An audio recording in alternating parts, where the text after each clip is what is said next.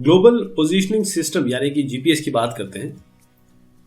GPS इसका जो development है 1973 में शुरू हुआ और इस जो पहला सैटेलाइट ऑपरेशनल हुआ 1978 में।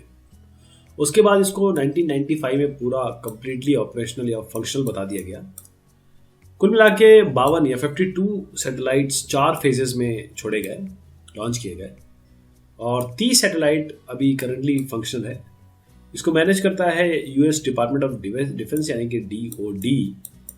तो इसको काफ़ी कारणों से डिफेंस के प्रकरण से इसको लॉन्च किया गया था और बनाया गया था जीपीएस को, लेकिन आज पब्लिक यूज़ में इसका काफ़ी योगदान है और बहुत सारे लोग इस पे डिपेंडेंट हैं। 3 सेगमेंट होते हैं जीपीएस के। किसी भी जीपीएस की बात करो, देखिए ये जो जीपीएस है ये बेसिकली एक जीपीएस नैवस्टार जो अमेरिकन कॉन्स्टलेशन उसकी बात कर रहा हूँ मैं। बट ये जितने भी सैटेलाइट्स हैं और जितने भी जीपीएस सिस्टम्स हैं, चाहे वो इंडिया का हो, चाहे वो जापान का हो, चाहे वो यूरोपियन यूनियन का हो, चाहे रशिया का हो, जितने भी आपके कंस्टलेशन हैं उनका मोर और लेस जो तरीका है, जो उनका फॉर्मेशन है, उनका आर्किटेक्चर है, उनका काम करने की जो विधि है वो बिल्कुल सेम है। तो जो मैं आज आपको बता रहा हूँ वो सभी पे लागू होता है मोर और लेस। तो स्पेस सेगमेंट होता है जहाँ पर आपके ये जो सैटेलाइट्स हैं ये जियो स्टेशनरी सैटेलाइट नहीं है, ये 800 से 900 किलोमीटर के ऊपर घूमने वाले सैटेलाइट्स हैं। और ये मास्टर स्टेशन होता है, बल्कि इसको मैं कहूँ पूरा का पूरा ये कंट्रोल सेगमेंट होता है। टोटल कंट्रोलिंग यानी कि ऐसा सेगमेंट है जो यहाँ से रिसीव करता है, डेटा रिसीव करता है, वो कंट्रोल सेगमेंट में जाता है, मॉनिटर करता है, कोई इसमें प्रॉब्लम होगी तो उसको दूर करता है। और अगर कोई चीज़ें इसमें एंटर करनी होती है, क्लॉक सेट करनी होती, जब जो भी चीज़ें इस कॉन्स्टलेशन से रिलेटेड है, इसके फंक्शनिंग से रिलेटेड है, वो यहाँ सारी चीज़ें कंट्रोल सेगमेंट में होती है। ये यूज़र सेगमेंट है, ये आप हैं, यहाँ पर आप खड़े हुए हैं और मैं खड़ा हुआ यहाँ पर। हमारे पास एक जीपीएस डिवाइस होता है और उस जीपीएस डिवाइस से हम अपनी पोजीशन और बहुत सारी चीज़ें जो भी मैं आपको बताने वाला हूँ वो उनकी इंफॉर्मेशन लेते हैं। ये कंट्रोल सेगमेंट है जहाँ तक कि मैं स्पेसिफिकली नैवस्टार जीपीएस की बात करूँगा। तो यहाँ पर आपका देखिए मास्टर स्टेशन है, ये सारे आपके मॉनिटर स्टेशन है और ये ग्राउंड स्टेशन है।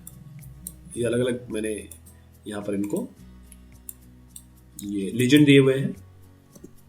ये स्पेस सेगमेंट है जहाँ पर आपके सैटेलाइट का कॉन्स्टलेशन है। अच्छा, यूज़र सेगमेंट में देखिएगा कि मैं और आप आते हैं तो हम लोग क्या क्या किन किन चीज़ों के लिए इसका उपयोग कर सकते हैं। सबसे पहले तो मिलिट्री है ही, वो तो यूज़ कर रही है इसे। सर्च और rescue, disaster surveying, civil engineers इसको जानते हैं अच्छी तरीके से क्या होता है। फिर मेरीन एरोनॉटिकल टेरेस्ट्रियल नेविगेशन के लिए, रिमोट कंट्रोल व्हीकल और रोबोट गाइडेंस के लिए, सैटेलाइट पोजीशन और ट्रैकिंग के लिए, शिपिंग के लिए ये बहुत इंपॉर्टेंट है क्योंकि मोस्ट ऑफ द अर्थ और globe is covered with water only, पानी है इसमें, तो शिपिंग में बहुत इसका उपयोग होता है। जीआईएस, ज्योग्राफिकल इंफॉर्मेशन सिस्टम, ये पूरा का पूरा जो जीआईएस है उसमें बहुत बड़ा रोल जीपीएस का भी होता है। और रिक्रिएशन, ये भी रिक्रिएशन यानी आपके फन के लिए, एंजॉयमेंट के लिए, रिफ्रेशमेंट के लिए, उसके लिए भी यूज़ होता है। 4 जो प्राइमरी फंक्शन है, सबसे पहले तो पोजीशन और कोऑर्डिनेट। अगर आपको अपना पोजीशन, आदमी की ये होती है कि मैं कहाँ पर हूँ, किस जगह खड़ा हूँ, कौन सी पोजीशन है, क्या लोकेशन है, ये बड़ा होता है क्योंकि अब ये मैंडेटरी हो गया है कई चीज़ों में कि आप अपना लोकेशन जाने, और कई एप्लीकेशंस में इसका यूज़ होता है। इसलिए पोजीशन कोऑर्डिनेट्स के लिए ही स्पेसिफिकली इसको छोड़ा गया था, इस जीपीएस को बनाया गया था। डिस्टेंस डायरेक्शन, अगर आप एक दूसरे से दूसरी जगह जाना चाहते हैं तो उसके लिए बहुत जीपीएस का उपयोग है, इसको मैं आपको डायग्रामेटिकली भी बताऊंगा। ट्रैवल प्रोग्रेस या फिर एक्यूरेट टाइम मेजरमेंट, ये भी आपकी जीपीएस की बहुत बड़ी खासियत है। अब पोजीशन देखिए टाइम के हिसाब से कैसे होता है। अच्छा, पोजीशन कोई ऐसा नहीं होता कि डिस्टेंस से होता है, डिस्टेंस मेजरमेंट नहीं होता इसमें। डिस्टेंस मेजरमेंट तो होता है, लेकिन असली चीज़ क्या है उसको समझिएगा, बहुत इंपॉर्टेंट है। जीपीएस का मतलब ये होता है कि हाँ, मुझे अपनी पोजीशन पता चल रही है। बिल्कुल सही सोच रहे हैं आप, लेकिन बात ये है कि इसके अंदर, सैटेलाइट के अंदर ना एटॉमिक क्लॉक्स है। ये जो एटॉमिक क्लॉक्स है ना, इतनी एक्यूरेट है कि ये बिलियंस ऑफ ईयर्स में शायद माइक्रो सेकेंड्स अपना लीव करेंगी। तो ये जो एटॉमिक क्लॉक्स हैं, ये टाइम है यहाँ पर, और ये आपके पास रिसीवर है, आप यहाँ पर हैं, ये आकाश में है, और ये आप यहाँ, ये आकाश में है, ये यहाँ पर आप हैं। तो मान लीजिए टी टाइम पे यहाँ से सिग्नल छोड़ा गया, सिग्नल जो है T+3 पे रिसीवर ने रिसीव कर लिया। अब ये T+3 पे रिसीव किया ना, तो ये 3 है, जो 3 का जो लैग आया, बस 3 times of speed of light ये डिस्टेंस हो जाएगा आपका। अब ये डिस्टेंस आपको मिल जाएगा। अब देखिएगा इस डिस्टेंस से क्या कमाल होता है, इन डिस्टेंस से आपको अपनी पोजीशन पता चलेगी।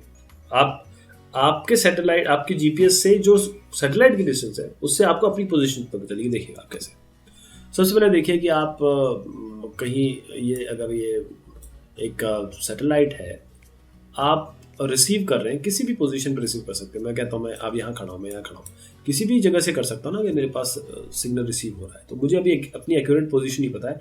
हाँ, मुझे एक स्फीयर ज़रूर पता है जहाँ पर एक कंस्टलेशन, यहाँ पर एक सैटेलाइट जहाँ से मैं सिग्नल रिसीव कर सकता हूँ। यहाँ पर रहूँगा, यहाँ पर रखूँगा, यहाँ पर रहूँगा, किसी भी पॉइंट पर रहूँगा, तो मुझे इस सैटेलाइट से मैं सिग्नल रिसीव करूँगा। लेकिन अभी मुझे एक्यूरेट पोजीशन नहीं पता है। अब चलिए साहब, 2 मेरे पास सैटेलाइट मैंने लॉक कर लिए, तो मुझे ये पता है कि मैं कहीं पे यहाँ पर होऊंगा, है ना। एक्चुअली ये इस तरीके से नहीं होता, ये इस तरीके से होता है, यूँ। तो आप मान लीजिए अगर आप 2 बॉल्स लें और उनको आपस में इस तरीके से एक तरीके से जज्ब कर दें, तो ये जो पोजीशन बनता है, ये जो एरिया बनता है, ये भी 3D बनेगा। इस पूरे एरिया में आप कहीं पर हैं, अभी भी क्लियर नहीं पता। लेकिन जैसे ही तीसरा आएगा, जैसे आप तीसरा लॉक करेंगे, तो ये तीसरा जैसी इंटरसेक्शन होगा, आपको यहाँ एग्जैक्ट पोजीशन पता चल जाएगी आपकी। जो एक सर्कल ऑफ एरर या फिर एक स्फीयर ऑफ एरर बन रहा था, उसमें जैसे ये तीसरा कट आएगा, आपको एग्जैक्टली ये तीनों का जो इंटरसेक्शन पॉइंट बनेगा, इन तीनों 3D क्या कहेंगे शेप का जो इंटरसेक्शन पॉइंट बनेगा, ये आपको एग्जैक्ट पोजीशन बताएगा। इसलिए ये बहुत ज़रूरी है कि आपके पास कम से कम 3 सैटेलाइट्स जो है उनका कॉन्स्टलेशन आपके जीपीएस में लॉक हो जाए। तो ये एग्जैक्टली पोजीशन आपको यहाँ बताता है, और ये करेक्ट पोजीशन है, ये नहीं है करेक्ट पोजीशन। अब चौथा देखिए, आप चौथा आ गया ना, तो आपको 3 से तो पोजीशन पता चल गई। अगर कोई भी इसमें इनएक्यूरेसी रहेगी, कोई भी थोड़ी सी इधर उधर आप रहे, तो वो चौथे से आप पता कर सकते हैं। चौथे से आप बिल्कुल इंश्योर हो सकते हैं कि आप किस पोजीशन पे हैं। तो अगर आपके पास 4 सैटेलाइट आपके लॉक हो गए आपके जीपीएस पे, अगर जीपीएस आपका 4 सैटेलाइट देख पा रहा है, तो आप समझ लीजिए आपकी एग्जैक्ट पोजीशन आपको पता चल जाएगी। अभी एग्जैक्टनेस कितनी है ये भी डिस्कशन मैं आपसे करने वाला हूँ। सिलेक्टिव अवेलेबिलिटी एक बहुत बड़ी चीज़ है। इसमें क्या होता है कि यूएस डिपार्टमेंट ऑफ डिफेंस अपने आप कुछ एरर डाल देता है जीपीएस में, जीपीएस सिग्नल्स में। तो क्या होता है कि अगर कोई रिसीव कर रहा है, कोई एनिमी से रिसीव कर रहा है, तो उसको एग्जैक्ट पोजीशन ना पता चल पाए और वो यूनाइटेड स्टेट्स के अगेंस्ट ही कोई काम ना कर ले, इसीलिए सिलेक्टिव अवेलेबिलिटी होती है। खैर, इस मुद्दे में नहीं जाते हैं कि मिलिट्री क्या करती है या यूएस क्या करता है। हम इस मुद्दे पे आते हैं कि selective availability is made by themselves or penetrated or inserted by themselves or people who have made GPS, जिन्होंने बनाया है उन द्वारा एक तरीके से खुद ही इंट्रोड्यूस की जाती है, ताकि लोग जो इसे यूज़ कर रहे हैं उनको एग्जैक्ट अपने फिगर से पोजीशन ना पता चल पाए। ये सिलेक्टिव अवेलेबिलिटी होती है। अब सोर्सेज ऑफ एरर क्या क्या हो सकते हैं, देखिएगा ध्यान से, कितने सारे एरर्स हो सकते हैं। सबसे पहली बात तो सैटेलाइट क्लॉक्स। जो सैटेलाइट क्लॉक्स है, इतना एमीटर का ये एरर दे सकती हैं। ऑर्बिटल एरर्स हैं, क्योंकि कॉन्स्टलेशन में है, मूवमेंट होगी, कभी हिलेगा, कभी कुछ मूवमेंट होगा, उसके कारण एरर आ सकती है। अब वहाँ से यहाँ तक सिग्नल वाले में बीच में आयोनोस्फीयर आता है, बीच में ट्रोपोस्फीयर आता है, तो ये एरर्स आ सकते हैं। और रिसीवर नॉइज़, आपके पास जो रिसीवर होगा उसकी जो नॉइज़ होगी, मल्टीपाथ, ये एरर आएगा। सिलेक्टिव अवेलेबिलिटी जैसे मैंने आपको बताया। यूज़र एरर, ये भी आपका एक तरीके से काफ़ी इसमें वैल्यू ऐड कर देता है। तो ये सारे एरर्स क्यूमुलेटिव है, सबको जोड़ना पड़ेगा। और ये पीडीओपी जो पोजीशन डायल्यूशन ऑफ पोजीशन है उससे बढ़ता है। पीडीओपी भी आपको बताता हूँ क्या होता है। पहले तो आप देखिए क्या क्या सोर्सेज ऑफ सिग्नल इंटरफेरेंस हो सकते हैं। सबसे पहले तो एटमॉस्फेयर है यहाँ पे, फिर यहाँ पर आपके सॉलिड स्ट्रक्चर है जहाँ से मल्टीपाथिंग हो सकती है, मेटल है मल्टीपाथिंग हो सकती है, इलेक्ट्रोमैग्नेटिक फील्ड्स हैं, ये सारे एरर इंट्रोड्यूस करते हैं। और ये आपका जैसे मैंने बताया कि रिसीवर एरर जो है क्यूमुलेटिव है, सबको जोड़ दीजिए आप। सारे फ्लॉस को मिला के कम से कम 9 मीटर तक आ जाता है। और यूज़र एरर देखें तो 1 किलोमीटर तक एरर आ जाता है। तो अगर आप अभी सोच रहे होंगे कि 1 मीटर तक तो एरर आ रहा है, 9 10 मीटर मेरा एरर आ रहा है, तो मैं अगर कोई एग्जैक्ट काम करना चाहता हूँ तो मैं कैसे करूँगा, मुझे तो इतनी सारी एरर मिल रही है। तो उसका भी सोल्यूशन मैं आपको आगे बताता हूँ। पहले जीपीएस की नेविगेशन टर्मिनोलॉजी देखिए। अगर जीपीएस को लेकर नेविगेट कर रहा है, कोई मूवमेंट कर रहा है, तो उसके लिए क्या क्या है, पहले देखिए। यहाँ पर आपकी बेयरिंग आएगी, डिस्टेंस ऑफ वे पॉइंट आएगा, स्पीड ओवर ग्राउंड आएगा, और ट्रैकिंग TRK आएगा। यहाँ पे कुछ XT आएगा जो एरर्स होती है वो भी इसमें आएगी। तो अगर आप यहाँ से यहाँ जाना चाहते हैं तो ये देखिए, ये आपका डायरेक्शन साइन है और किस तरीके से ये सब चीज़ें मिलेंगी इसको मैं और समझाता हूँ आपको। जैसे आप यहाँ से यहाँ तो जाना चाहते हैं, ठीक, ये आपकी एक्टिव लेग है जो शॉर्टेस्ट डिस्टेंस है, लेकिन आपका मूवमेंट इस तरीके से हो रहा है, जो मूविंग लाइक दिस, आपकी कार जो है उस तरीके से मूव कर रही है, आपके व्हीकल इस तरीके से मूव कर रहा है। तो इसमें क्या क्या चीज़ आएगी? सबसे पहली चीज़ तो आएगी कि आपका course over ground which is this, ये आपका कोर्स है, बेयरिंग आपकी ये है, और क्रॉस ट्रैक एरर एक्सटी आपका ये है, ये। तो ये तीनों जो चीज़ है इस पॉइंट पे, एक पॉइंट देखिए यहाँ पर ये 3 वैल्यूज़ है, अगले पॉइंट पे आएंगे ये वैल्यू हो जाएगी, अगले पॉइंट पे ये वैल्यू आ जाएगी। तो इससे क्या होगा? इससे क्या होगा कि आपकी पोजीशन फिक्सिंग की बात आएगी, जो मैं आपको बताता हूँ कि एक्चुअल जो आपका ट्रैक होगा वो इस तरीके से हो जाएगा। जैसे आप एक जगह से दूसरी जा रहे हैं ना, तो उससे पहले थोड़ा सा एक पोजीशन फिक्स की बात कर लें। एक पोजीशन जो होता है वो रियल टाइम सैटेलाइट ट्रैकिंग पे होता है और ये पूरी तरीके से कोऑर्डिनेट से डिफाइंड होता है, इसका कोई नाम नहीं है।